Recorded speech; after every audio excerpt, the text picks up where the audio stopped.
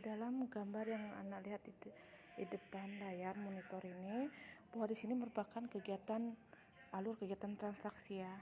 Yang pertama ada kegiatan transaksi penjualan yang dilakukan oleh perusahaan kepada pembelinya. Yaitu dalam kegiatan tersebut prosesnya di sini dibutuhkan adanya pencatatan. Nah, pencatatan dalam kegiatan akuntansi dilakukan oleh dalam penjualan tersebut dibuat dalam bukti transaksi yaitu namanya dokumen. Kemudian juga di sini dilihat di dalam layar yaitu ada kegiatan transaksi berupa pembelian yang dilakukan oleh perusahaan untuk menyetok barang ke dalam gudangnya atau biar ada punya persediaan di dalam usaha dagangnya. Jadi di sini dalam kegiatan pembelian dilakukan oleh pihak perusahaan perlu juga dibuat adanya sebuah catatan yang dalam akuntansi nama catatan tersebut dibuat dalam bentuk dokumen transaksi atau bukti transaksi. Kemudian juga di sini dilihat adanya perusahaan di sini kegiatan transaksi piutang atau perusahaan menerima pembayaran atau pelunasan piutang dari pihak konsumen.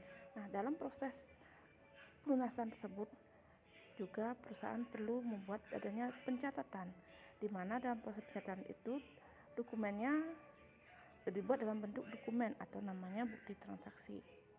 Kemudian pembayaran utang yang dilakukan oleh perusahaan pada setiap melakukan pembelian jika ingin melunasi utangnya terhadap pembelian barang yang sudah dilakukan oleh perusahaan, maka juga perlu dibuat adanya catatan dalam kegiatan transaksi tersebut. Jadi catatan kegiatan transaksi tersebut dibuat dalam bentuk juga dokumen.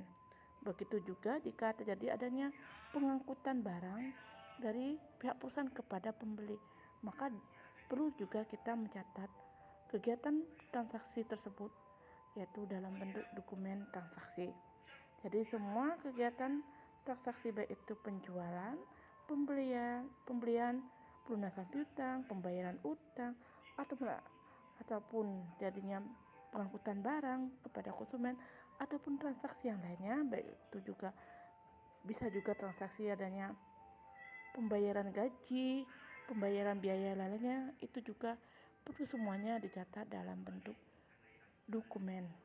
Jadi dokumen ini akan mempermudah oleh setiap perusahaan di dalam melakukan penjurnalannya atau sebagai bukti catatan awal di dalam membuat jurnal. Untuk lebih jelasnya, dalam penjelasan untuk materi dokumen sumber dan pendukung pada perusahaan dagang, anak-anak bisa membaca dengan teliti pada materi yang sudah Ibu share di dalam LMS. Jadi silakan anak-anak berikutnya menyimak materi yang ada di dalam LMS. Kemudian setelah itu boleh anak-anak kerjakan tugas diskusi yang akan kita bagi berdasarkan kelompoknya.